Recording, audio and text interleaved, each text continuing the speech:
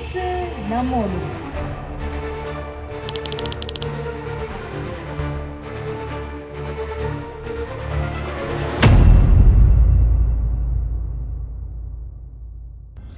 ஹல்லேலூயா. அருமையான தேவ பிள்ளைகளே, இயேசு நம்மோடு இந்த நிகழ்ச்சியினூடாக உங்களை சந்திப்பதிலே மிக்க மகிழ்ச்சி அடைகிறேன்.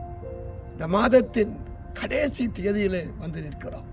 9ஆம் மாதத்தை முடித்து நாளைய தினம் புதிய மாதத்துக்குள்ளே கடந்து செல்ல போகிறோம். அருமையான தேவ பிள்ளைகளே, இந்த நாட்களில் உங்கள் இருதயம் தேவ வார்த்தையினால் நிரப்பப்படட்டும். ஆண்டவராகிய இயேசு கிறிஸ்துவையே நீங்கள் முன்பாய் வைத்து வாழ உங்களை ஒப்புக் கொடுங்கள். ஏனென்றால் அவர்தான் நம்மை வெற்றி சிறக்க பண்ணுகிறவர். ஆண்டவராக இயேசுதான் நம்முடைய வாழ்க்கையை கட்டி எழுப்புகிறவர். இந்த பூமிக்குரிய வாழ்க்கை முடிகிற போது பரலோக வீட்டிலே நித்தியத்திலே நம்மை கொண்டு போய் சேர்க்கிற ஒரே தெய்வம் ஆண்டவராகிய இயேசு கிறிஸ்துவே. அதனால தான் இந்த நாட்களில் தேவ வசனத்துக்கு தேவ வார்த்தைக்கு உங்களை ஒப்புக் கொடுக்கிற போது ஆண்டவர் உங்களை உயர்த்தி ஆசீர்வதித்து பூமியிலே சமாதானத்தோடு சந்தோஷத்தோடு நிலைநிறுத்தி பூமிக்குரிய வாழ்க்கை முடிகிற போது பரலோக வீட்டிலே நித்தியத்திலே அந்த யுகமான அந்த மேன்மையான வாழ்க்கையிலே அழைத்து செல்கிறார். இந்த நாளிலுமாய் தேவ வார்த்தைக்கு நாம் செவி கொடுப்போம். தானியேலின் புத்தகம் 12ஆம் அதிகாரத்தில் 3வது வசனம் இப்படி சொல்லுகிறது: ஞானவான்கள் ஆகாய மண்டலத்தின் ஒளியைப் போலவும் அநேகரை நீதிக்கு உட்படுத்துகிறவர்கள் நட்சத்திரங்களைப் போலவும் என்றைக்கும் உள்ள சதா காலங்களிலும் பிரகாசிப்பார்கள். அருமையான தேவ பிள்ளையே, இந்த வசனத்தை நல்லா கவனிங்க. ஞானவான்கள் ஆகாய மண்டலத்தின் ஒளியைப் போலவும் அநேகரை நீதிக்கு உட்படுத்துகிறார்கள் நட்சத்திரங்களைப் போலவும் என்றைக்கும் உள்ள சதா காலங்களிலும் பிரகாசிப்பார்கள். இந்த நாட்களில் தேவ ஞானம் ஒவ்வொரு பிள்ளைகளுக்குள்ளும் வரணும். அருமையான தேவ பிள்ளையே, வேதம் சொல்லுகிறது உலக ஞானம் தேவனுடைய நீதியை நடப்பிக்கிறது இல்லையா? தேவ ஞானம் வர வேண்டுமானால் தேவ வசனம் தேவ வார்த்தை நம்முடைய வாழ்வாக மாற வேண்டும். இந்த நாட்களில் வேதத்துக்கு சத்தியத்துக்கு திரும்புகிற போது தேவன் நம்மை பிரகாசிக்க பண்ணுகிறார். அநேகரை நீதிக்குள் உட்படுத்துகிற அங்கே வானத்தில் இருக்கிற நட்சத்திரங்களைப் போல நம்மை அவர் பிரகாசிக்க பண்ணுகிறார். அருமையான தேவ பிள்ளைகளே, இந்த வசனத்தை நன்றாய் கவனித்து பாருங்கள். ஞானவான்கள் ஆகாய மண்டலத்தின் ஒளியைப் போலவும், அது மட்டுமல்ல, அநேகரை நீதிக்கு உட்படுத்துகிறவர்கள் நட்சத்திரங்களை போலவும் என்றைக்கும் உள்ள சதா காலங்களும் பிரகாசிப்பார்கள்.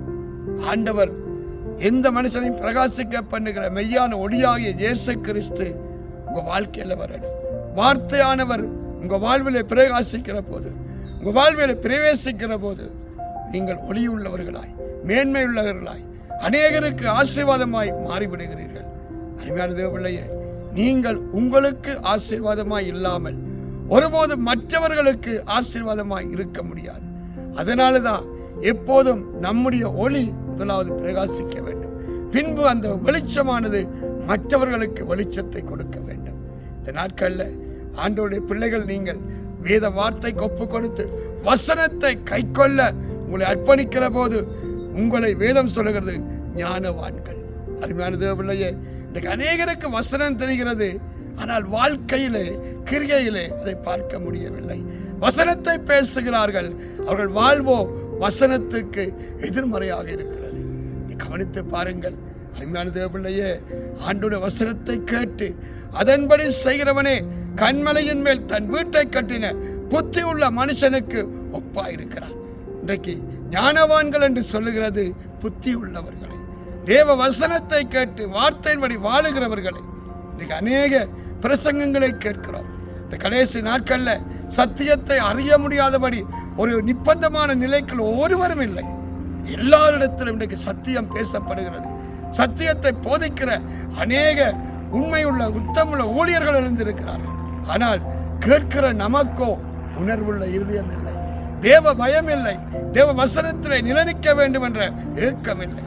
அருமையான தேவ பிள்ளையே, இன்றைக்கு அநேகருடைய வாழ்க்கையில மனமும் மாமிசமும் விரும்புகிறபடி வாழ்ந்து கொண்டு நாங்கள் இயேசுவின் பிள்ளை என்று சொல்லுகிறார்கள். அந்நாட்களிலே இயேசு கிறிஸ்து சொன்னார்கள், நாங்களும் ஆபிரகாமுக்கு பிள்ளைகள் என்று. ஆண்டவர் சொன்னார், நீங்கள் ஆபிரகாமுக்கு பிள்ளைகள் என்று சொல்லாதிருங்கள். ஏனென்றால் ஆபிரகாமின் வாழ்க்கையில் கிரியைகள் அவர்களுக்குள்ளே காணப்படவில்லை. இன்றைக்கும் அதே போலதான் நாங்கள் இயேசுவின் பிள்ளை என்கிறார்கள். இயேசுவில் இருந்த கிரியை இன்றைக்கு காணக்கூடியவில்லை. அருமையான தேவ பிள்ளையே, நம்மை நாம் நிதானித்து அறிந்தால் நியாயம் தீர்க்கப்பட மாட்டோம். பூமியின் முடிவு சமீபமாயிற்று.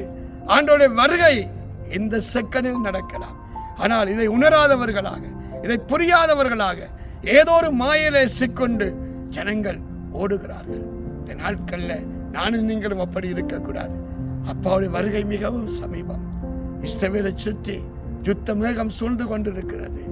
அப்பாவுடைய வருகை எந்த நிமிடத்திலும் செகண்டில் நடக்கலாம்.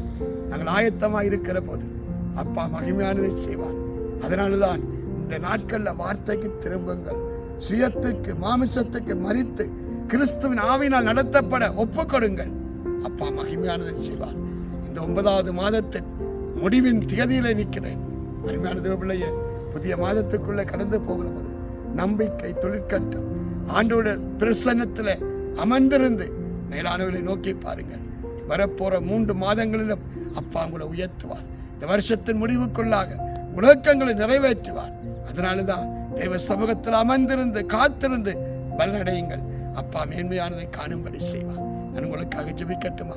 தகப்பனே, இந்த நாளிலுமாய் யாரெல்லாம் இந்த வார்த்தைகளை கேட்டு இந்த வார்த்தைகளுக்கு ஒப்பு கொடுக்கிறார்களோ, இந்த பிள்ளைகளுடைய வாழ்க்கையில ஒரு நிறைவை மேன்மையை காணும்படி செய்யுங்க அப்பா.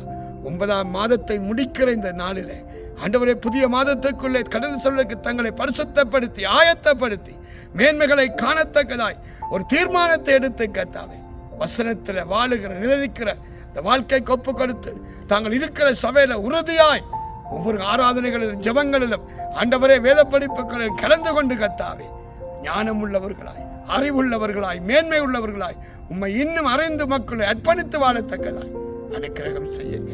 உலகத்தின் முடிவு சமீபமாக இருக்கிறது. இதோ சீக்கிரத்தில் வருகிறேன் சொன்னவர் நீர் வரப்போகிறீர்.